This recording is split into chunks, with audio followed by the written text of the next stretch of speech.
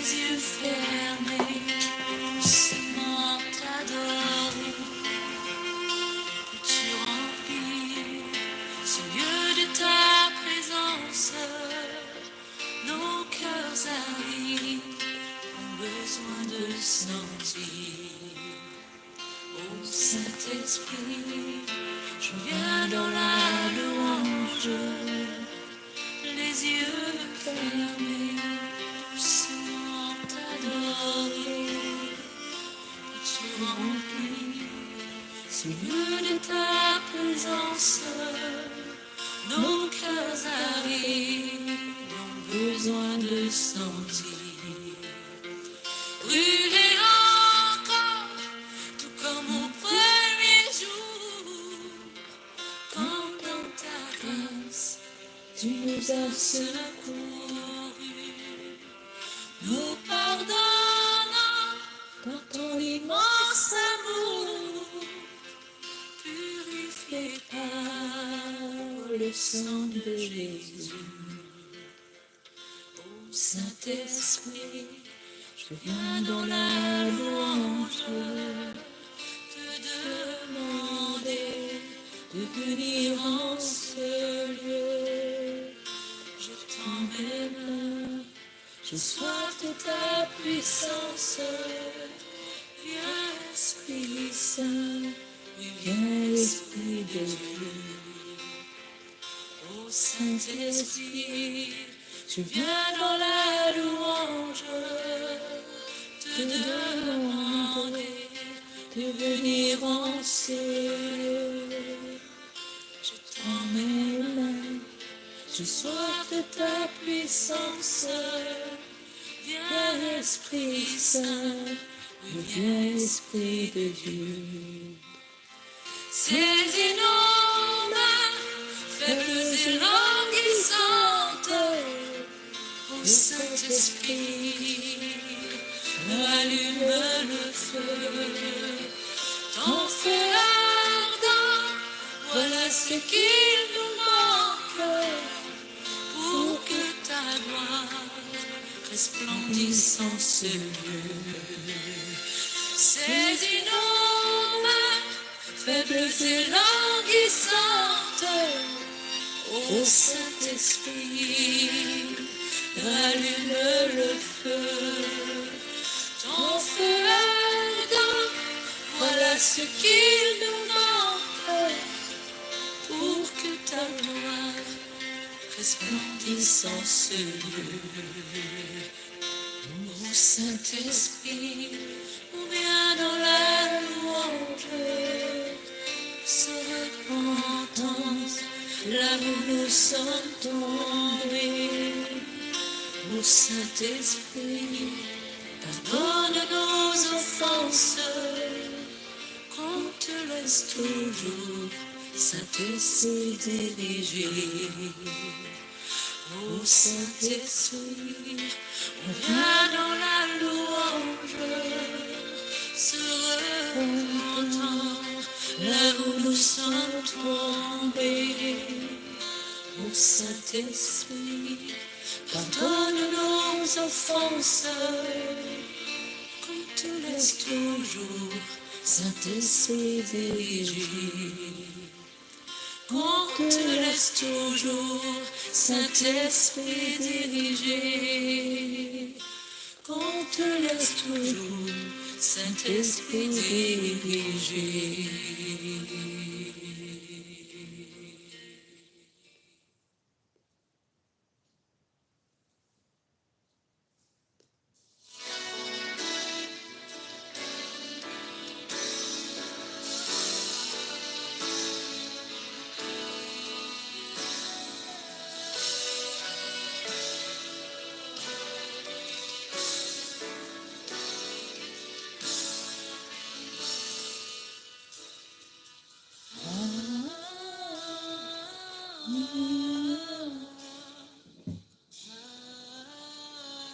Adonai,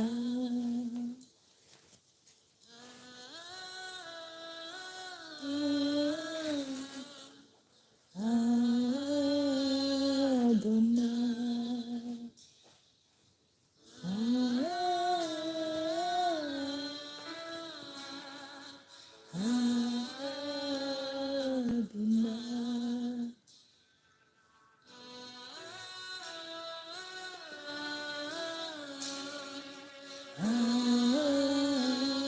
Du lever du soleil jusqu'à son coucher, que son nom soit glorifié. Adonai, du lever du soleil jusqu'à son coucher, que son nom soit sanctifié.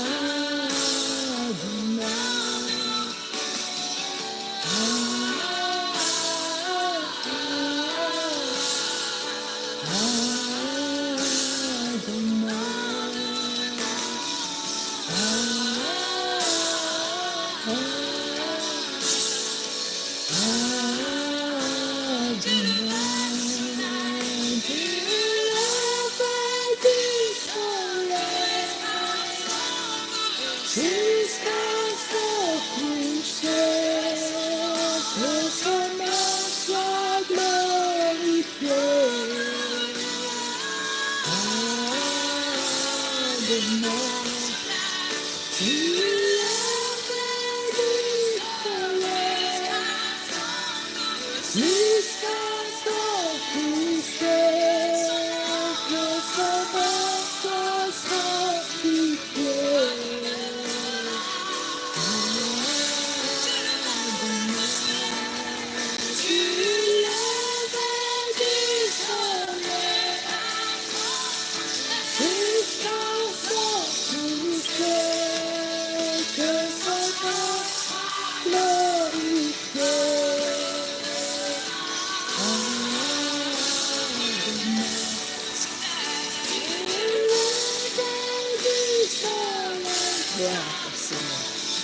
Jusqu'à son coucher. Merci Jésus.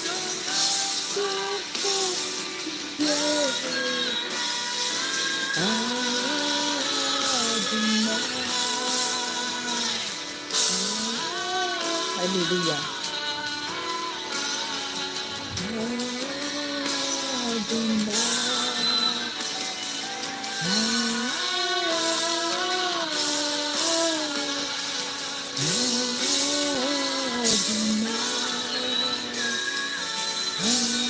Merci Seigneur.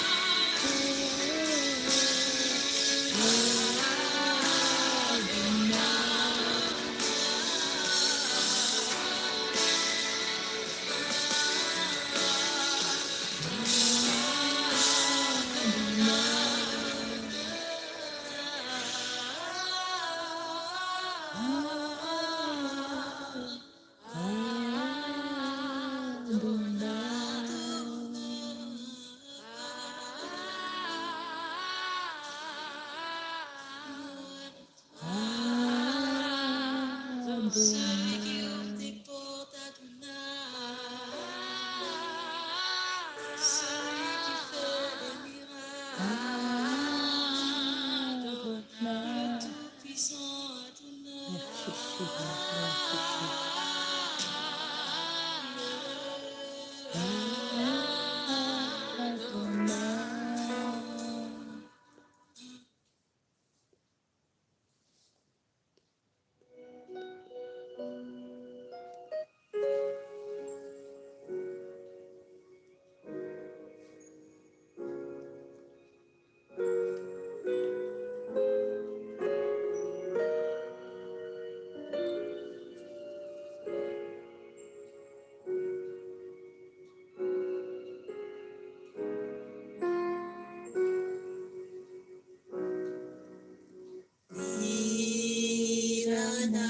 Sakau, Isatau Kalvari,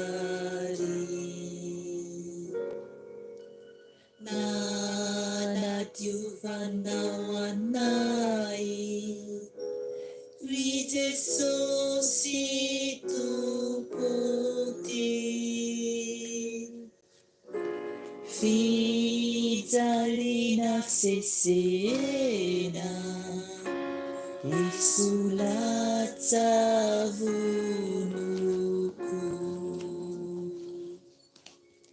no ny fahotanay nefa nozakaina menatraoli Jesosy tompo fa tsy mendrika ny ho tonga zanakao mamelay ry Jesosy misy ireo mpianatrao dia nandahoana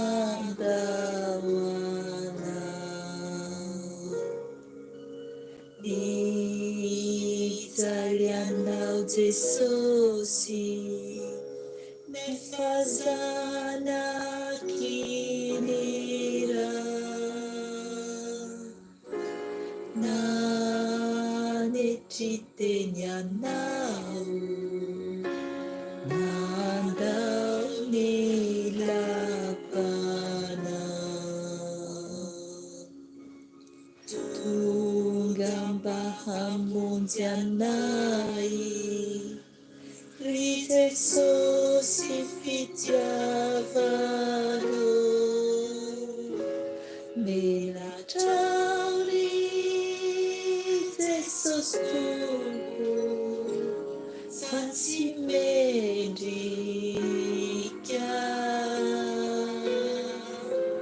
ny ho tonga zanakao mamelay ry Jesosy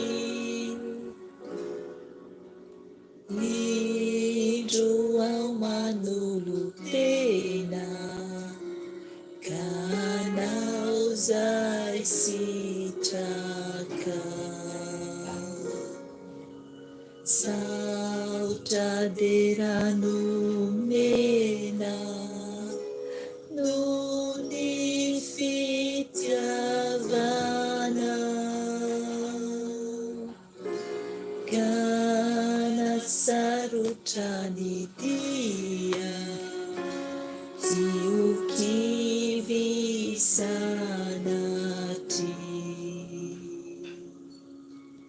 ka tafio ny fanay mba ho tonga soary menatrao ry Jesosy tompo fa tsy mendrika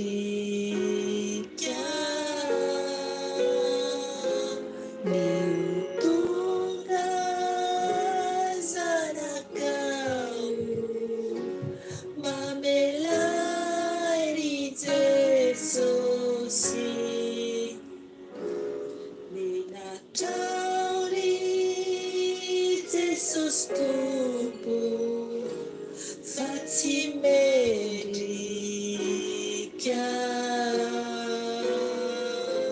ny ho tonga zanakao mamelay ry Jesosy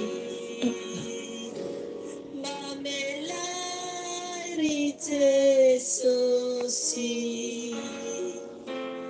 mamelay ry Jesosy.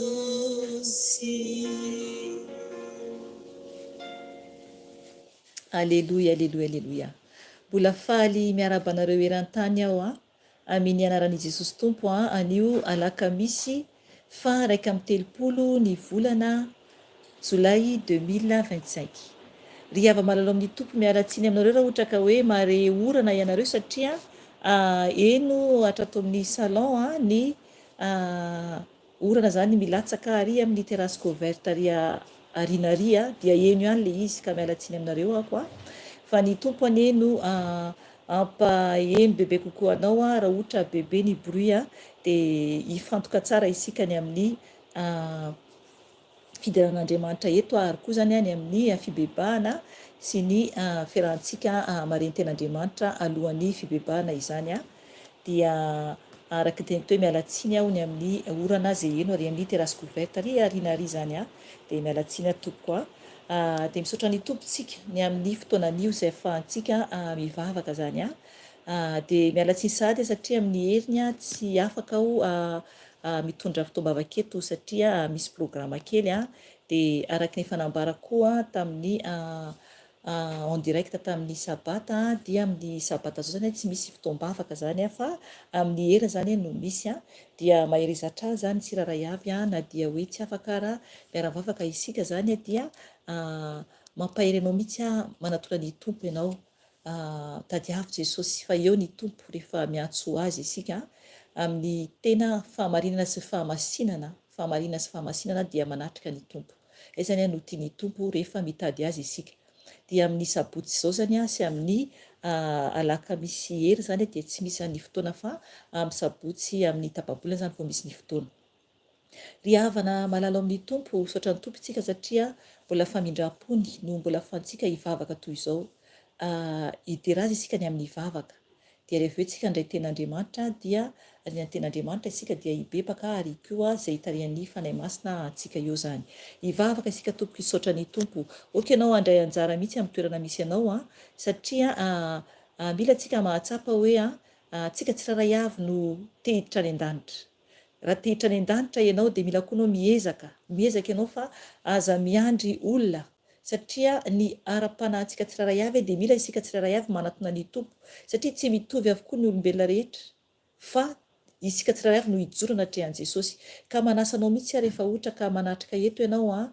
dia tena hoe raiso mihitsy ny andraikitra anao natrehan'i Jesosy zany atrehan'i Jesosy satria miondrika mijery antsika ny tompo rehefa tena mitady azy isika amin'ny fotorotoro sy fanahy mangorakoraka dia tsy ho ataon'ny tompo tsinotsinona izany fa manantona azy dia antsovy izy ary tena aoka hifantoka tsara ianao mba hiaonanao amin'ny tompo hivavaka antsika tompo hidera azy ankalaza azy anandratra azy ary hiantso koa ny tompo anatrika antsika eto ary hiantso koa ny fanahy masina hitarika izao fotoana izao raha naheno hira anao teo dia efa nidera sady ny tompo isika nankalaza azy isika ary koa ny amin'ny rany Jesosy koa ny amin'ny anavotany antsika izany ka hivavaka isika tompo ndao tsika tompo hivavaka Jesosy tompo misaotra anao izay midera mankalaza Jesosy satria ianao no Andriamanitra ianao no lehibe indrindra tompo ary tsy misy toanao ianao no tompon'izao rehetra izao na ny hita na ny tsy hita Jesosy dia anao avokoa izany izahay iray dia asa ny tananao izahay dia no volavolainao eny araka ny teny tompo ao amin'ny salamo dia fony mbola tsy ary fady izahay Jesosy efa fantatrao avokoa ny mombanay rehetra ka misaotra anao izay satria mbola velonaina mbola afaka miantso inaranao izay mbola velona izany tompo malala ny maty dia tsy manana valim-pitia intsony fa izay mbola velona no mbola misy antenaina araka ny teny amin'ny mpitoroteny ka indreto izay tompo malala miantso anao mideranao mankalazanao manasanao Jesosy oka ianao anatrika anay tsiraray avy amin'ny toerana misy anay naizanaiza no misy anay tompo malala dia atreo izay satria Jesosy milanao izay ianao rery ihany no afaka idiranay ny lanitra ianao rery ihany no lalana ahafahanay miditra any an-danitra ka mangataka ny famindramponao tompo mangataka ny fanatrehanao mangataka ihany koa ny amin'ny ho famelanao anay tsiraray avy anio Jesosy tonga eto anatrehanao zay Jesosy malala miantso anao mangataka aminao Jesosy oka ny fanahy masonao no hiasa aminay tsiraray avy oka ny fanahy masonao no ampiteny eto ary koa anokatra ny masom-panahy ny tsiraray avy ka sio ny tsiraray avy fanahy masinao oka ianao hibitsika anatin'ny fanahy ny tsiraray avy oka ianao hitarika ny tsiraray avy fanahy masinao ka mangataka aminao aho satria fitaovana bitika eo anatrehanao zinona moa aho Jesosy fa mpanompo kely ambany dia ambany Jesosy tsy mendrika akory aho tompo malalao ka oka ianao tompo no isandratra fa izao kosa dia hiena araka ny teniny Jaona mpanao batisa Jesosy misandrata Jesosy oka ianao tompo no eniny olona rehetra izay manatrika zao fotoana zao tompo na oviana no enoa ny tompo ny fitoam-bavaka eto Jesosy oka ny fanahy masonao no hiasa aminay oka ny herinao no hiasa aminay tompo malalao efa nitenao faroay ny devoly ka amin'ny anaranao Jesosy anao didiko sy androako ny asa maty satana rehetra zanatsipika izay mitady alefany na amin'ny écran izany na koa ny mandiny izany tompo malala dia dorana amin'ny ranao izany Jesosy ary veran-davakiny elo izany tsy manan-kery tsy manam-pahefana izany fa fodoraiko amin'ny rano Jesosy izany potehako amin'ny rano Jesosy tsy ambinina amiko tsy ambinina koa amin'ny asan'Andriamanitra fa potehako amin'ny rano Jesosy mialinareo ny asa maty satana rehetra dia veran-davakiny elo ianareo satria any ny plasinareo efa resy hatramin'ny fiandohana ianareo ka tsy manan-kery tsy manam-pahefana ny asa maty Lucifera ny asa maty Beelzebouba dia potehako amin'ny rano Jesosy raha vako amin'ny rano Jesosy didiko amin'ny nasovanareo tamin'ny veran-davakiny elo ianareo tsy manan-kery aminay efa resy ianareo raha vako amin'ny rano Jesosy davakiny elo ny plasinareo satana tsy manan-kery tsy manam-pahefana fa ianao tompo no manda afo manodidina anay ianao Jesosy ny ranao Jesosy no manodidina anay tompo ka rakofy amin'ny ranao Jesosy izao écran izao rakofy amin'ny ranao Jesosy ny tenako rakofy amin'ny ranao Jesosy zanako tsy raray afo tompo malalao ka oka ianao ny hiasa mahery Jesosy aminay tsy raray afo tompo satria ianao lay hoavy ianao lay masina ianao lehibe indrindra Jesosy ary tsy misy toanao Jesosy malalao ka misaotra Jesosy manaja makasitraka anao rery any ka mitenena tompo fa miainanao izay Jesosy amin'izao andro alina mangina izao tompo malalao misy koa ny amin'ny toeran-kafa Jesosy mbola atoandro tompo malalao ka oka ianao tompo ampaheriny tsiraray avy Jesosy izay afaka tompo miaino amin'izao raha sy fotoana izao tompo na ny hafa koa izay hiaino amin'ny andro hafa izay ahafahany Jesosy satria ho voninahitro zany Jesosy ary anovanao anay koa ka misaotra tompo midera mankalaza anao oka ianao Jesosy ampiteny ainy amin'ny teninao izay tianao ambara oka ianao ny anovanay anamboatra anay ka ny voninahitra dia ho anao ray malala oka ianao tompo no anovanay tsiraray avy ka tsy saraketo izahay raha tsy efa nahazo ery avy aminao ka tsy saraketo izahay raha tsy efa niova Jesosy malala efa namboarinao Jesosy momba anay manontolo ka misaotra tompo ny voninahitra dia ho anao rery any Jesosy alleluia amen amen amen amen raisitsika ny ten'Andriamanitra ny ten'Andriamanitra zany izay ho raisitsika an'io dia eo amin'ny bokin'ny Matio bokin'ny Matio no raisitsika eo amin'ny andiny faefatra amby roapolo ny faefatra amby roapolo ka hatramin'ny fahatelopolo dia rehefa avy eo toy izantsika ihany io ao amin'ny andiny fahenina amby telopolo ka hatramin'ny fahatelo amby efapolo satria fanazavana zany ilay fanoharana izay nataon'i Jesosy izy mihitsy nanao ny fanoharana io atao bokin'ny Matio zany dia ho raisitsika zany ny fanazavany tompo ilay fanoharana izay nataony avy eo ny ten'Andriamanitra izay tonga ny fanoharana nataon'i Jesosy dia oka tonga dia ho tsapantsika fa ny tompo zany manao fanoharana izy zany matetika zany tamin'izy tety ambonin'ny tany dia ny fanoharana nataony dia momba antsika zanak'olombelona sa mba hifoazantsika mihitsy satria isika tokony foy isika satria tokony tsy hivazivazy mihitsy isika amin'ny ara-panahintsika satria misy ny elo tompoko ka tena mila mitandra mafy dia mafy isika araka taraty ny vavaka teo dia tafateniko satria fanamasa mantsy no mampivavaka ihany koa dia tafateniko ny hoe mbola manam-panantenana isika dia mbola velona isika dia mana-fanantenana ka dia mbola misy ny fotoana dia okantsika tena hitady tanteraka an Jesosy ary tsy andro olona fa tena anatona azy tokoa amin'ny fahamarinana sy ny fahamasinana amen raisitsika ny ten'Andriamanitra ao amin'ny bokin'ny Matio toko fa 7:10 andiny faefatra amby roapolo ka hatramin'ny fahatelopolo aloha novakintsika ny titre ato amin'ny baiboly koa dia mivaky toy izao na Jesosy tompo hoe fanoharana ny amin'ny tsiparifary dia hoy ny teny tompo vakiko amin'ny anarany ary ny teny fanoharana afa tamin'ny koa izy ny fanjakan'ny lanitra dia tahaka lehilahy iray izay namafy voa tsara teny atanibariny nefa raha natory ny olona dia avy ny fahavalony ka namafy voa tsiparifary teny amin'ny vary ary lasa nandeha rehefa naniry ny vary ka niteraka dia niseho koa ny tsiparifary dia avy ireo mpanompondra lehilahy dia niteny taminy hoe tompoko tsy voatsara va no nafafinao tany an-tanibarinao koa avy taiza kosa ny tsiparifary dia hoy izy taminy: fa 5 no nahavita izany, ary hoy ireo mpanompony taminy: koa tianao va ny andehananay hanongotra azy? Fa hoy izy: tsia, fandrao raha manongotra ny tsiparifary ianareo, dia hongotanareo miaraka amin'ny koa ny vary.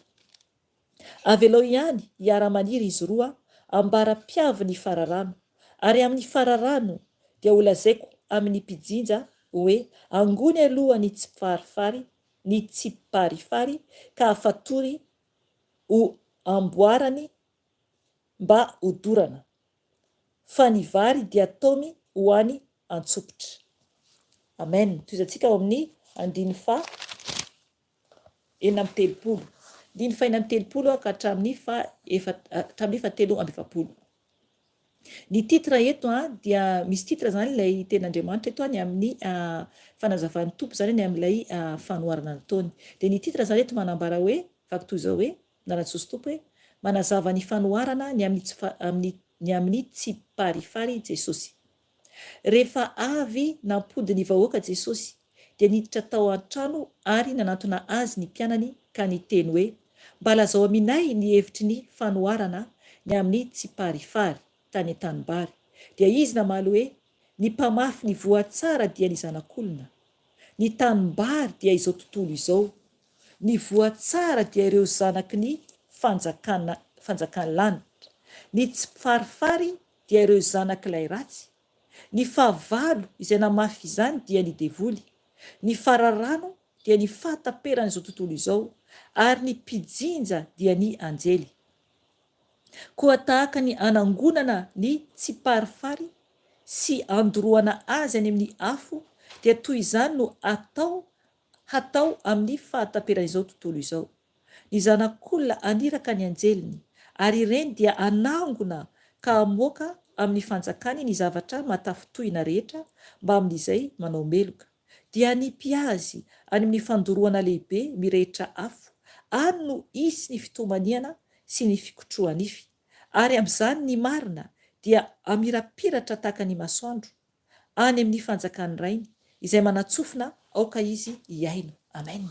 Riavana tsara be ilay ten'Andriamanitra, tena tsara be, manambara ny amin'ny fanjakan'Andriamanitra. Mazava be ny ten'Andriamanitra, mazava be fa manambara ny amin'ny fotoana izay hiavian'ny tompo zany, manambara izany ny amin'ny anavahany tompo Jesosy ny azy sy ny tsy azy. Tonga dia zany feany izay vovakintsika eto, manambara ny amin'ny anavahany Jesosy ny azy sy ny tsy azy. Riavana oko fantatsika tsara fa hita miharihary ny tsy an'ny tompo.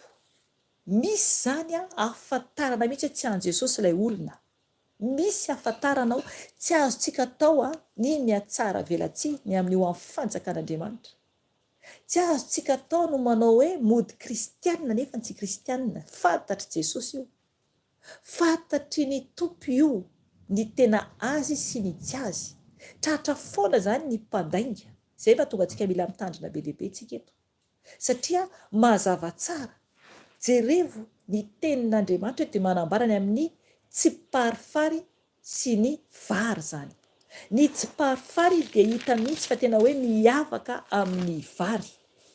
Fantatsika tsara fa rehefa ohatra miaraka maniry izy ireo dia ohatrany hoe mitovy ihany, ohatrany hoe mitovy ihany, fa rehefa vokatra dia hitany amin'ny tsiparifary fa tsisy itovizany mihitsy amin'ny vary. Ka tokony tsika tena hoe mitandrina mafy zany, mitandrina mafy, satria isika ihany no ho mafy raha ohatra ka manao hoe mpanompon'Andriamanitra na hoe zanak'Andriamanitra nefa ny fandrika lehibe no ao anatin'ny fontsika sy fanahintsika, satria isika mamita tena, isika ihany no ho mafy, isika ihany no ho mafy. Riavana lanitra ny tanjona, lanitra ny tanjona ka tokony tena hoe mitandrina mafy isika mba ho tafiditra lanitra. Aza atao vazivazy mihitsy ny fanahinao, aza atao vazivazy mihitsy ny fanahinao. Jesosy eto no nanao ny fanoharana, izy mihitsy no mampafantatra ny amin'ny fanoharana. Zany hoe ny amin'ny andro farany zany no tiany ambara teto. Zay no nampahafantarin'ny tompo eto ho raisintsika le tenin'Andriamanitra. Oka mihitsy tsy homana ianao hibebaka rehefa avy eo satria tena zava-dehibe ny fiainantsika ny mibebaka. Zava-dehibe mba hatafitratsika lanitra izany.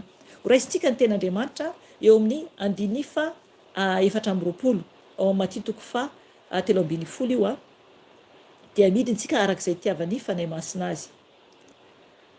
Ovakiko ny teny amin'ny Jesosy Tompo. Ary ny teny fanoharana hafa tamin'ny koa izy. Ny fanjakan'ny lanitra dia tahaka lehilahy iray izay namafy voa tsara teny an-tanimbary. Eo aloha dia aleontsika hivadika atao ambadika atao amin'ny 2:4 dia ho raisitsika ihany koa io. Eto zany teny zany ny tompo amin'ilay hoe fanjakan'ny lanitra izy dia tahaka ny lehilahy anankiray izay namafy voza izy teny an-tanimbary. Dia ato amin'ny 5:30 izy dia vaky toy izao na Jesosy Tompo hoe amin'ny fanazavana zany io 5:30 hoe rehefa avy nampody ny vahoaka Jesosy dia niditra tao an-trano ary nanantona azy ny mpianany dia niteny hoe mba lazao aminay ny hevitry ny fanoharana ny amin'ny tsiparifary tany an-tanimbary. Ary izy namaly hoe ny mpamafy ny voatsara dia ny zanak'olona. Hatrelo zany. Tanareo? Eto zany Jesosy dia miteny hoe lay mpamafy vozany dia zanak'olona. Jesosy lay zanak'olona. Izy lay namafy ny voatsara. Lay teniny, le filazantsara no voatsara. Io zany no nafafin'i Jesosy amintsika tsiraray avy amin'izao tontolo izao. Fa tsy akory amin'ny tokon'olona ray fotsiny. Zao tontolo izao no amafazany Jesosy ny voatsara dia ho an'izay olona manaraka ny tompo ihany no tafiditra ny lanitra. Zao tontolo izao mihitsy no tiany tompo vonjena. Fa arakaraka ny olona tsiraray avy io. Ambarany tsara mihitsy izy ange no miteny eto izy no miteny eto hoe ny mpamafy ny voatsara dia ny zanak'olona. Izy zany no mpamafy ny voa. Dia toy izany ihany 2:30 hoe ny tanimbary dia izao tontolo izao. Amen. Hitanareo zany. Ny tanimbary dia izao tontolo izao. Zany hoe tsy hoe kory any Amerika ihany ohatra, na hoe any Kanada ihany ohatra, na hoe ao Madagasikara ihany ohatra. Tsy atompoko. Zao tontolo izao dia asa an-tanan'Andriamanitra. Ary ny vona fafy dia nambarany tompo eto fa amin'izao tontolo izao, zay ny filazantsara io. Tsy akory any Israely any akory. Fa eran'izao tontolo izao. Zao tontolo izao namafazany tompo ny teny zany izy ilay filazantsara. Tanareo ny 2:20 le vakitsika teo hoe ary ny teny fanoharana hafa taminy koa izy hoe ny fanjakan'ny lanitra dia tahaka lehilahy iray izay namafy voatsara teny an-tanimbary. Amen. Zay le izy. Le tanimbary hoy Jesosy dia ny tany zany. Dia ilay namafy ny voa dia izy zany. Zay nambarany tamin'ireo mpianany. 2:20 nefa raha natory ny olona dia avy ny fahavalony ka namafy voa tsiparifary teny amin'ny vary ary lasa nandeha. Dia 2:20 tsika kely any rehefa naniry ny vary ka niteraka dia niseho koa ny tsiparifary. Mialatsiny fa sarotra nabe manona le tsiparifary dia diso kely foana fa mialatsiny aminareo aferiko vakiny 2:20 rehefa naniry ny vary dia niteraka dia niseho koa ny tsiparifary. Hatreo alohantsika. Eto zany dia manambara ny ten'Andriamanitra hoe nefa raha natory ny olona dia avy ny fahavalony ka namafy voa tsiparifary teny amin'ny vary ary lasa nandeha. Ry havana, jerevy tsara zany ten'Andriamanitra zany Jesosy ny teny teto hoe nefa raha natory ny olona, dia avy ny fahavalony. Misy fahavalo zany. Tsika zany misy fahavalo. Mila miambina tsika, mila mitandrina isika. Dia jerevo nataon'le fahavalo. Jesosy izy namboly vary, ohatrany hoe vary zany teny an-tanimbary.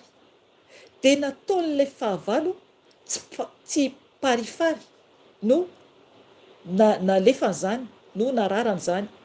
Le tsiparifary dia mitovy amin'ny vary. Raha any Madagasikara ianao na koa aty ampitan-dranomasina ohatra hoe misy toerana hitanao ohatra hoe misy vary na hoe tsiparifary dia mety fantatrao hoe ohatr'izao le tsiparifary dia ohatr'izao ny vary. Miavaka io. Izy miaraka maniry eny an-tanimbary no toa mitovy. Tena mitovitovy amin'ny vary ny paozy rehefa maniry eny an-tanimbary. Ohatr'izay koa zany ny any amin'ny faran'izao tontolo zao. Ny olona miteny hoe kristianina na hoe manaraka an' Jesosy dia misy tena ohatrany hoe mitovitovy mihitsy hoe tena hoe antompo nefa tsy antompo. Misy nefa tena hoe tsy anytompo fa tena hoe lainga ka mila mitandra mafy dia mafy isika. Eto zany dia misy hoe aseho an-ten'Andriamanitra hoe misy any anankiroa ohatra hoe mitovitovy hoe samy mpanompon'Andriamanitra reo na fitafiana na fiteny nefany misy anankiray tsy izy. Mila mitandra antsika. Zay zany le hoe vary sy tsy parifary eto zany. Satria ambarany tompo tsara le izy ilay teny hoe vary sy tsy parifary. Dia andao tsika andeha atao amin'ny andininy fa atao ambadika eo amin'ny andininy fa 7:30 tsika izao. Ny tanimbary dia izao tontolo izao. Ny voatsara dia ireo zanaky ny fanjakan'lanitra. Ny tsy parifary dia ireo zanak'ilay ratsy. Ny fahavalo izay namafy izany dia ny devoly. Tanareo zany hatreo aloha, tanareo zany eto zany dia manambara fa ny vary zany dia ny zanaky ny lanitra, zanaky ny fanjakan'ny lanitra. Isika zany ohatra ianao tena hoe hijoro eo anatrehan'izao rehetra zao hoe mendrika ho an' Jesosy. Ry havana, tokony ho tsapanao ny ara-panahinao. Tokony tena ho tsapanao hoe manahoana ny ara-panahinao, manahoana ny atrehan'i Jesosy. Ambarany ten'Andriamanitra zany fa ny zanaky ny lanitra, zanaky ny fanjakan'ny lanitra no vary zany. Io zany le voatsara. Dia ny tsy parifary dia ireo zanak'ilay ratsy. Ny fahavalo izay namafy izany dia ny devoly. Hatreo aloha tsika tanareo zany. Zay le hoe ny alina zany araka ny ten'Andriamanitra atao ambadika ao amin'ny andininy fa andao verina kely antsika eo amin'ny andininy fa 20 dia ny teny nefa raha natoro ny olona dia avy ny fahavalo ka namafy voatsy farifary teny amin'ny vary ary lasa nandeha. Tanareo zany mitandremy ianao satria ny fahavalo rehefa ohatra ka sondritoro ianao, zany hoe sondritoro manahoana moa zany, raha ohatra ka malemilemy ny ara-panahinao dia avy satana, avy ilay devoly mamafy koa teny lainga aminao izy, mamafy koa voaratsy aminao izy. Dia misy maro ny olona latsaka ao anatin'izay. Maro ny olona mangeta hitady ny tompo nefa latsaka anatin'ny voatsy farifary, latsaka anatin'ny ohatrany ao amin'ny tompo nefa tsy ao amin'ny tompo ihany, nefa tsy ao amin'ny tompo mihitsy moa zany.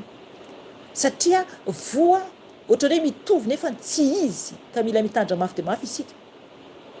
Mila mitandra antsika satria ny fahavalo izy ilay devoly mamafy zany ilay tsy parifary. Io zany le zanak'ilay ratsy. Ireo izy zany hoe be dia be zany, ka mila mitandra mafy dia mafy isika. Ny devoly no mamafy izany. Dia hoy ten'Andriamanitra eto amin'ny toany hoe ny fararano dia ny fahataperan'izao tontolo izao ary ny mpijinja dia ny anjely. Ry havana, ho avy ny fahataperan'izao tontolo izao, vonona venao ho any an-danitra. Zay no mahatonga ny eto hoe ho avy Jesosy. Tsisy hafa ambara eto afa-tsy amin'ny mampiomana anao mba ho tafiditra ny lanitra, mba hiainanao amin'ny fahamarinana sy fahamasinana, miala amin'ny kolokolo rehetra mihitsy, miala amin'ny ratsy rehetra, tsisy tsony ny ratsy tazominy. Zay ny atao amin'ny ho avy Jesosy. Miala tanteraka amin'ny fahazaran-dratsy rehetra, miala tanteraka mihitsy amin'ny ratsy rehetra. Zay ny amin'ny ho avy Jesosy. Vita le teo aloha le hoe mbola misy hoe afenipenina kely ihany, natazomina kely ihany, tsy atompo. Miariary avokoa zavatra rehetra atao amin'ny ho avy Jesosy. Tsy maintsika mijoro tanteraka mba ho tafiditra ny lanitra. Zay no ihaonanao amin'ny tompo, zay no ihaonantsika amin'ny tompo. Ny tompo zany mitady olona mivavaka aminy amin'ny fahamarinana sy fahamasinana amin'izao andro faran'izao. Any amin'ny boky any amin'ny Jaona manambara zany, Jaona 4:, vakeo manomboka 2:20 ka hatramin'ny 4:20. Ny tompo Andriamanitra dia mitady olona mivavaka aminy, hivavaka aminy amin'ny fahamarinana sy fahamasinana, satria izy ilay masina ihany koa. Izy ilay Andriamanitra masina, mila vavaka amin'ny fanahy isika. Vavaka amin'ny fanahy tadiavin'Andriamanitra amin'izao andro faran'izao. Mivavaka amin'ny fanahy. Ry havana, raha mandeha araka ny nofy ianao dia tsy ho ety mihitsy na inona ataonao. Na inona ataonao dia tsy ho ety mihitsy, tsy hiaona mihitsy amin'ny tompo ianao raha mandeha araka ny nofo. Raha latsaka momba ny amin'ny nofo ianao dia oka fantatrao fa niala zay Jesosy, niala ny tompo. miala ny tompo rehefa ohatra ka latsaka amin'ny nofo ny olona anankiray. Jesosy tsy afaka mihitsy hiara-petraka amin'ny loto, tsy afaka hiara-petraka mihitsy ny tompo amin'ny nofo, fa ny fanahintsika no tia ny toerana dia ho tafiditra any an-danitra fanahintsika. Ny fanahintsika dia tsy mia izao fiainana mandalo izao, tsy mia momba ny amin'ny nofo. Izay le ara-panahy. Mila antsika tena mitandra mafy dia mafy fa te hiditra ny lanitra. Verintsika tia amin'ny andiny fa 7:20. Ao amin'ny andiny azafady, eo amin'ny andiny fa 9:20 isika izao. Rehefa naniry ny vary ka niteraka dia niseho koa ny tsiparifary. Dia avy ireo mpanompon-dra lehilahy ka niteny taminy hoe, tompoko, tsy voatsara va no nafafinao tany an-tanibarinao? Koa avy taiza kosa ny tsiparifary? Dia hoy izy taminy, fa valo no nahavita izany. Ary hoy ireo mpanompony taminy, koa tianao va no andehananay anongotra azy? Fa hoy izy, tsia, fandrao raha manongotra ny tsiparifary ianareo dia ongotanareo miaraka amin'ny koa ny vary. Avelao ihany hiara-maniry izy roa ambara-piavy ny fararano, ary amin'ny fararano dia ho lazaiko amin'ny mpijinja hoe angony aloha ny tsiparifary ka afatory ho amboarany mba hodorana, fa ny vary dia ataony ho any antsopotra. Amen. Ry havana zava-doza ny iseho amin'ny faran'izao tontolo izao. Eto zany manambara ny tenin'ny tompo eto fa miaraka maniry ilay vary sy tsiparifary. Dia jerevo ny mpanompo ny tompo zany, ireo mpanompo zany dia niteny hoe alana va zany ilay tsiparifary. Ry havana, tsy maintsy tsika zany amin'izao vaninandro zao misy foana ny olona hitantsika fa olona tsy antompo, mieritreritra hoe antompo nefa tsy antompo. Izay le hoe hitantsika misy olona hoe tsy araka ny fanahy masina mihitsy, tsy araka ny tompo mihitsy ny fiainan'ilay olona, nefa miteny hoe vavaka. Amin'ny andro farany vao ho alan'Andriamanitra ireo. Mazava be ny ten'Andriamanitra eto. Jerevo avelan'ny tompo mihitsy aloha hiara-maniry. Jereo andiny fa 30, avelany mihitsy hiara-maniry aloha, avelany mihitsy hiara-maniry izy roa ambara-piavy ny fararano. Ry havana, mila mitandrina isika, mila isika mitandra, satria ambaran'ny ten'Andriamanitra hoe miara-maniry zany ny vary sy ny tsiparifary. Ny tompo mihitsy no mamela an'izany miara-maniry, tsy avelany ongotana aloha, fa amin'ny andro farany izay vao ongotana aloha ny tsiparifary zany. Ongotana zany ny tsiparifary. Ry havana, fantatry ny tompo ny azy, fantatry ny tompo koa ny tsy azy. Tsy afaka isika anao mihitsy hoe ho tafiditra lanitra nefa ny mbola manao fiainana maloto isika. Oka tsika atsapa mihitsy hoe tsy mendrika ny lanitra raha ohatra ka mbola loto ny fiainantsika, satria tsy afaka manday anatrehan Jesosy isika. Fa fantatry ny tompo fa tsy azy dia tsy azy, fantatry ny tompo ny azy dia ny azy, fantany. Zay no mahatonga ny tompo miteny eto hoe avelany hiaraka maniry aloha zany ny vary sy ny tsiparifary. Dia amin'ny fararano izay zany vao hojinjaina, izay vao hojinjaina. Angoniny aloha zany ny tsiparifary. Ny anjely amin'io no anangona. Atao antsika andeha ry amin'ny aty amin'ny andininy manaraka amin'izay atao amin'ny andininy fa 70 raisitsika. Koa tahaka ny anangonana ny tsiparifary sy andoroana azy amin'ny afo dia toy izany no atao amin'ny fahataperan'izao tontolo izao. Hatreo aloha hitanareo zany zava-doza izany. Ry havana, ho angoniny tompo zany, ho angoniny tompo. Iza moa no anangona azy? Ndao vakitsika kely averintsika kely ary amin'ny andiny fa 7:30. Ny fahavalo izay namafy izany dia ny devoly, namafy ny tsiparifary zany io Ny fahavalo izay namafy izany dia ny devoly. Ny fararano dia ny fahataperan'izao tontolo izao, ary ny mpijinja dia ny anjely. Amen. Hitanareo zany, ny anjely zany no ijinja. Ry havana zava-doza izany. Oka ianao amaky any amin'ny bokin'ny Apokalipsy toko 7. Any amin'ny bokin'ny Apokalipsy toko 7 no manambara ny amin'ny anjely izay anisy tombo-kase aloha ireo zay zanak'Andriamanitra, zany hoe isika zany mbola tavela eto isika aloha ka mijoro saratra amin'ny farany raha mbola tsy maty isika dia tsy navela aloha zany ireo anjely efatra zay mitana ny sisiny efatry ny tany ny rivotra zany, satria misy anjely efatra mitazona ny rivotra ny amin'ny efatry ny sisiny tany. Any amin'ny Apokalipsy toko fafito zany teny zany aoka vakinao dia tsy navela aloha zany animba ny tany aloha zany ireo anjely, tsy ny tany mihitsy no osimbany, ny rivotra no tazominy.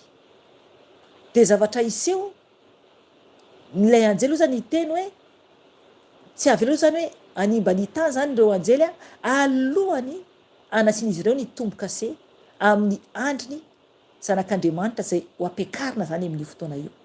Ry havana zay le eto amin'ny ten'Andriamanitra eto, ny anjely ange no ho avy akany zanak'Andriamanitra io. Ny anjely izy no hijinja eto Matsiaro ny amin'ilay témoignage nataon'ilay zanako kely raha-panahy anankiray ao amin'ny Toby any Madagasikara. Hitanao ato angamba ny vidéo raha mijery ianao izy nahita anay zany hoe hiakatra ho any an-danitra, de nahita izy anjely, le anjely zany nidina zany ny anjely akanay zay tao amin'ny tobo izy. Ry havana, anjely no akantsika hiakatra any an-danitra. Reny anjely reny no irahan'ny tompo aka izay maharitra hatramin'ny farany any. Io zany no hijinja, fantatry ny tompony azy ary fantatry ny tompo koa ny tsy azy. Ny tsy azy dia ambaran'ny tenin'Andriamanitra eto jereva zavatra anjo eo amin'ny 5:7 hoe koa tahaka ny anangonana ny tsiparifary sy ny andoroana azy amin'ny afo dia toy izany no hatao amin'ny fahataperazao tontolo izao. 9:7 ny zanak'olona aniraka ny anjeliny, hitanareo zany, ary ireny dia anangona ka amoaka amin'ny fanjakany ny zavatra matafitohina rehetra mba amin'izay manao meloka. Amen. Ry havana, amin'ny fotoana io dia vazatany efatra izany, vazatany efatra vakio ny boky ny Apokalipsy. Misy zanak'Andriamanitra avokoa eran-tany fa tsy amin'ny toerana anankiray ihany akory. Eran-tany dia misy zanak'Andriamanitra, ho avy ny anjely anangona zay zanak'Andriamanitra. Misy koa eran-tany, misy koa ny tsy zanak'Andriamanitra. Dia mazava tsara ny tenin'Andriamanitra fa ho avy ny anjely ny tompo zany anangona zany ny tsiparifary, zany hoe ireo tsy any tompo zany, ireo tsy vary zany, dia ho angoniny ka amoaka amin'ny fanjakany zavatra matafitohina rehetra mba amin'izay manao meloka. Ry havana, any amin'ny elo izany, any amin'ny elo zany. 2:7 izantsika amin'izay hitanao tsara hoe any amin'ny elo zany. Dia ny mpiazy any amin'ny fandoroana lehibe mirehitra afo hatreo aloha. Ry havana, ny tompo no miteny eto Jesosy no manambara eto. Mazava be ny ten'Andriamanitra eto hoe fandoroana lehibe mirehitra afo, any no isy ny fitomaniana sy ny fikotrohanify. Amen. Ry havana, zava-doza ny elo ho anao zay mbola tsy nahita ny elo, dia aza maniry ahita ny elo ianao. Ny kely naseho an'ny tompo dia zava-doza izany, ka tokony tsika atahotra mafy hiomana tsara mba ho tafiditra ny lanitra, satria ny elo dia tokony tsy ho antsika zanak'olombelona fa ny lanitra tokony hifantanantsika. Nefa ny tompo dia tsy afaka anao na inona izy raha ohatra ka isika no misafidy ny elo. Ny tompo zany tsy manery, Satana no manery antsika zanak'olombelona mampanotra antsika, fa ny tompo tsy manery antsika. Satana tonga dia miditra anatin'ny tenan'olona tsiraray avy izy, tonga dia mandravarava izy, fa ny tompo dia miandry eo am-baravaran'ny fontsika. Vakeo amin'ny boky Apokalipsy 3:20 Jesosy miandry izy mandondona am-baravaran'ny fontsika izy, fa izy tsy manery antsika zanak'olombelona izy, fa ny fahavalo no mpangalatra tahaka ny eto amin'ny ten'Andriamanitra eto hoe tonga izy mamafy zavatra ratsy anapotehana antsika, satria izy te hangala tahaka an'Andriamanitra, te hahazo plasin'Andriamanitra. ry havana mbola misy ny fotoana hibebahana, mbola misy ny fotoana hiverenantsika amin'i Jesosy. Tokony tsika tena hoe hiomana hiditra ny lanitra. Dia andininy fa 7 ary amin'izany ny marina dia mirapiratra tahaka ny masoandro any amin'ny fanjakan'ny rainy izay manatsofina aoka izy hiaino. Amen. Ry havana, fahasambaran-dehibe zany. Fahasambaran-dehibe zany hoe marina mirapiratra tahaka masoandro any amin'ny fanjakan'ny rainy.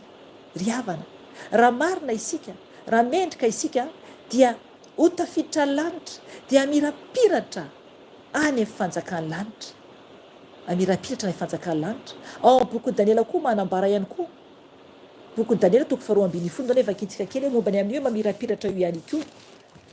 Daniela toko 2:10 ndio efa kintsika ny hoe manambara ihany koa ny momba ny amin'ny hoe mamirapiratra ny amin'ny zanak'Andriamanitra izany.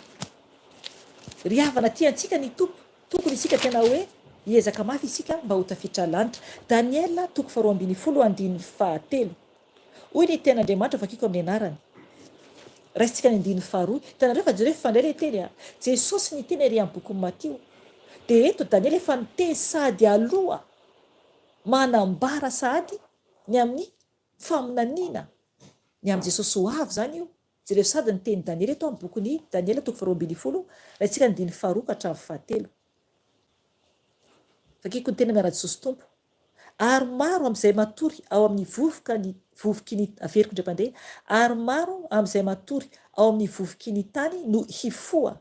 Ny sasany dia ho amin'ny fiainana mandrakizay, fa ny sasany kosa dia ho amin'ny enatra sy ny latsa mandrakizay hatreo aloha. Tanareo zany eto zany a Daniela zany efa tena efa nampafantatra sahady na minany sahady ny amin'ny iavian'i Jesosy amin'ny farazao tontolo izao. Ny tompony teny ao amin'ny bokin'ny Matio momba ny amin'ilay vary sy tsy parifary. Dia eto Daniela manambara ny amin'ny hoe maro izy amin'izay matory ao amin'ny vovoky ny tany no hifoa. Tanareo zany io zany amin'ilay fampiakarana io. Amin'ilay fampiakarana io. Araka ny teny hoe ny maty ao amin'ny tompo aloha niakatra voalohany any bokin'ny Tesalonianina. Ny maty ao amin'ny tompo miakatra voalohany i Paoly nanambara zay. Zay vao tsika zay mitoetra zany. Eto Daniela zany manambara zany Daniela eto hoe ary maro amin'izay matory ao amin'ny vovoky ny tany no hifoa. Ny sasany dia ho amin'ny fiainana mandrakizay. Tanareo zany io any an-danitra io. Fa ny sasany kosa dia ho amin'ny enatra sy latsa mandrakizay. Ry havana zava-doza io. Io ilay elo nambaran'ny tompo ato amin'ny Matio toko 7:10.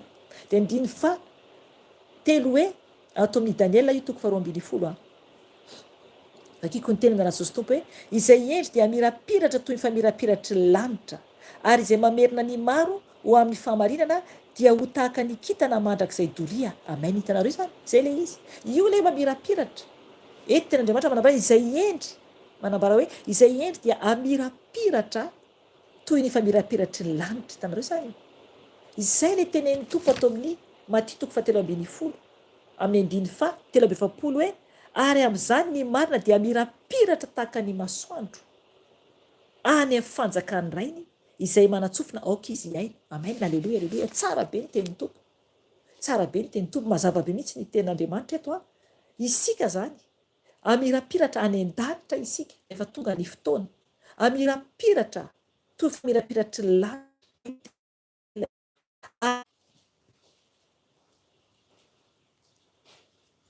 Aleluia.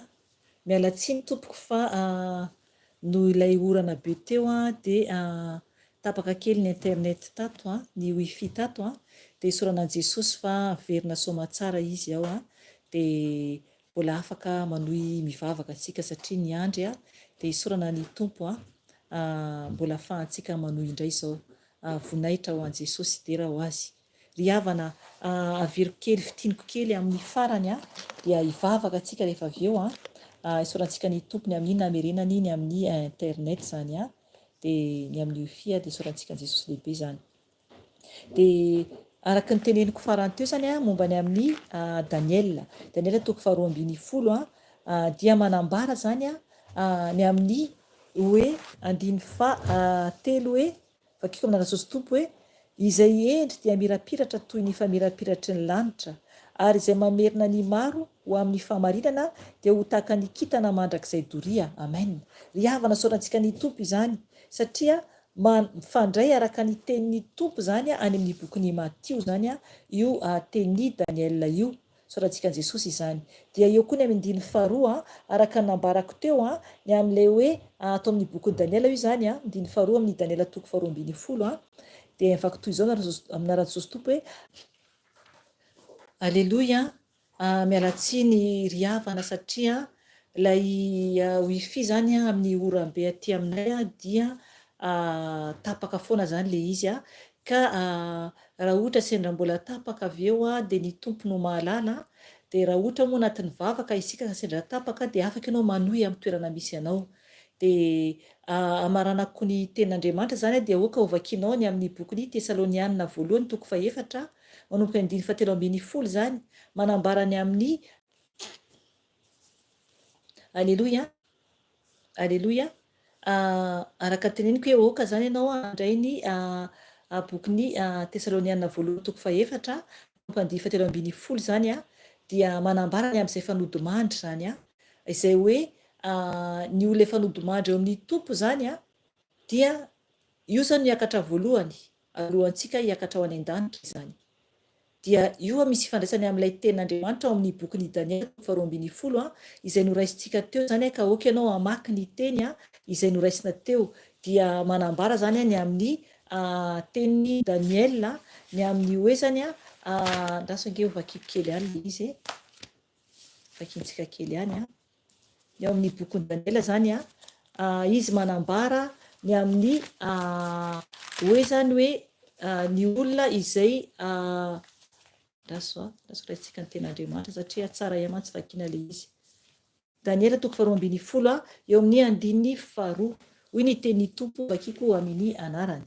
Ary maro amin'izay matory ao amin'ny vovokin'ny tany no hifoa, ny sasany dia ao amin'ny fiainana mandrakizay fa ny sasany kosa dia ao amin'ny enatra sy ny latsa mandrakizay. Amen. Le izy zany hoe mifandray mihitsy io tenin'Andriamanitra io amin'ny ilay amin'ny bokin'ny Tesalonianina izay nambaran'ny Paoly Apôstôly zany dia manambara sahady zany Daniel aloha faminana aloha zany vorainy ny amin'ny momba ny amin'ny zavatra iseho ho avy zany dia sorantsika ny tompo izany.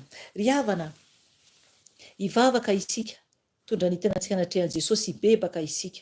Okany isika tena tsapa tokoa fa mandalo isika ety ambony tany arigany isika tena ho vary eo anatrehan'ny tompo araka ny teny izay noraisintsika teo momba ny amin'ny fampahafantaran'i Jesosy zany ny amin'ny vary sy ny tsiparifary zany. Engany antsika tena ho vary tokoa anatrehan'ny tompo zany fa tsy tsiparifary satria mazava tsara ny tenin'Andriamanitra izay ndraisintsika teo fa ny tsiparifary dia any amin'ny hafobe zany hafarany. Ry havana, ho avy ny fotoana anavahan'ny tompo izany, tsy maintsy tonga izany, tsy maintsy tonga io fotoana io ary tsy maintsy ho hita miseho miharihary eo anatrehan'ny tompo isika. Tsy afaka antsika andainga hoe mendrika anatrehan'ny tompo nefa ny mbola maloto ny fiainantsika. Fa rehefa marina isika dia ny tompo tahaka ny vary izany, tahaka ny vary. Fa raha ohatra ka ratsy isika dia toy ny tsiparifary izany ohatran'Andriamanitra ka tonga dia very any amin'ny elo, hodorana any amin'ny elo. Ry havana, mitovy ihany koa amin'ny ondry sy ny osy, misy mihitsy ny fanavarana azy. Ny tompo ihany koa efa nanao an'io fanoharana io ny amin'ny fanjakan'ny lanitra. Ry havana, oka isika hitandrina mafy dia mafy satria tsy azontsika vazivaziana Andriamanitra fa ho avy ny fotoana izay ialantsika ety ambony tany. Ka raha ho avy ny fotoana ialantsika ety dia tsy maintsy tsika iseho anatrehan'ny tompo. Tsy afaka tsika namary tena, tsy afaka tsika teny hoe mety nataoko nefa na hoe tsy mety nataontsika dia mbola hoe mitentsika hoe mety ihany nataontsika. Raha tsy mety nataonao tety ambony tany dia oka ho tsapanao fa afobe no hovantaninao. Ka mila mitandrina mafy dia mafy isika tompoko satria tiantsika Andriamanitra matoa mbola mamindra fo amintsika izy. Ny momba ny amin'ny ondry izay, amin'ny ondry sy ny osy dia ao amin'ny boky Matio toko 10:20 oka vakianao io dia manaraka hoentiko eto andra sitrapon'ny tompo ampaherezako anao. Matio toko 10:20 andify 1:30 ka hatramin'ny 4 engany mba toy ny ondry isika natrehan'i Jesosy fa tsy toy ny osy. Ry havana andohalika tsika hivavaka tondra izao fotoana izao eo anatrehan'ny tompo ary koa hibebaka isika tsiraray avy eo anatrehan'i Jesosy satria tsy mendrika isika. Ohatra ianao andohalika anatrehan'ny tompo raha afaka mandohalika, fa raha tena hoe marary moa ianao dia ny tompo no mahitan'izany. Afaka miaino anao Jesosy raha tena ianao mitady azy tokoa amin'ny fonao manontolo sy ny fanahinao manontolo. Andohalika isika tompoka hivavaka angataka ny famindram-pon'i Jesosy mba ho toy ny vary isika natrehan'ny tompo. Ry havana, tsika andohalika hivavaka natrehan'i Jesosy.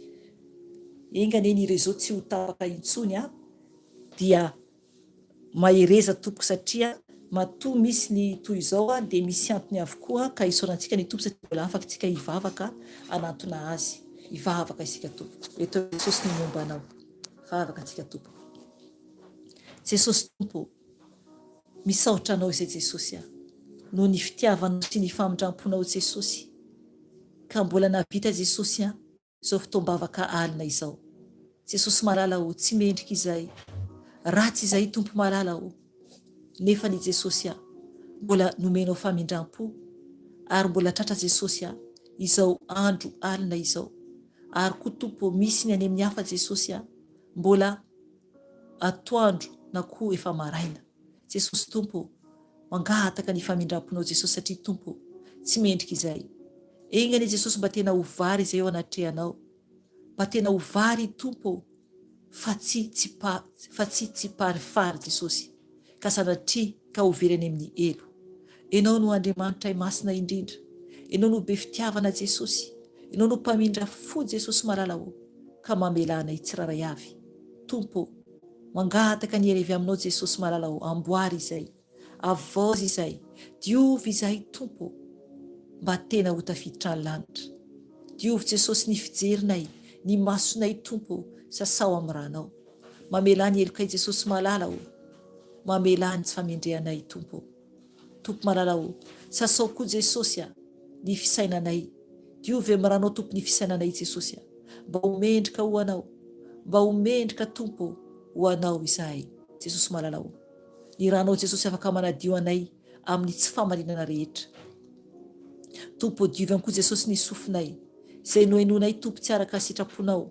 Ianao anasa ny sofinay Jesosy mba adio eo anatrehanao. Sasao Jesosy ny sofinay amin'ny ranao soa mba ho mendrika ho anao Jesosy. Tompo malala ianao no Andriamanitra tsara indrindra. Ianao lehibe indrindra Jesosy. Ianao lehibe fitiavana, ianao lay masina Jesosy ary tsy misy toanao. Tompo, ny vavanay koa Jesosy. Vavanay zanak'olombelona Jesosy indraindray dia miteniteny foana tsy araka sitraponao. Tompo mamelanay. Diovy amin'ny ranao Jesosy. Sasao ny vavanay. Sasao ny vavanay tompo, sasao ny lelanay tompo mba adio. Sasao amin'ny ranao soa. Tompo, mba hiteny zavatsoa izay. Mba hiteny mendrika foana Jesosy ny ambarany vavanay ho anao Jesosy. Satria tompo tsy mendrika izay. Ianao Andriamanitra dia Andriamanitra be famindram-po ianao. Ary Andriamanitra tompony filaminana ianao Jesosy. Fa ianao dia Andriamanitra tsy tia korotana ianao. Ka amboary tompony fiteninay, amboary tompony mombanay Jesosy mba ho mendrika anao izay. Sasao Jesosy ny vavanay amin'izay tendritra navoaka ny vavanay tsy mendrika teo anatrehanao. Sasao amin'ny ranao Jesosy. Diovy tompony fiteninay, diovy tompony molotray, diovy tompony vavanay Jesosy mba ho mendrika ho anao Jesosy. Tompo malala impiry izay tompo miteny dia nefa ny tompony indray teny tsy araka sitraponao. Fa rehefa tavoaka Jesosy ny vava Jesosy miteny zavatra tsy fiteny tompo, izay tompo tonga saina izay. Ka mifona Jesosy. Ansio fiambenana Jesosy ny varavarany molotray tahaka ny teny Davida mpanomponao Jesosy.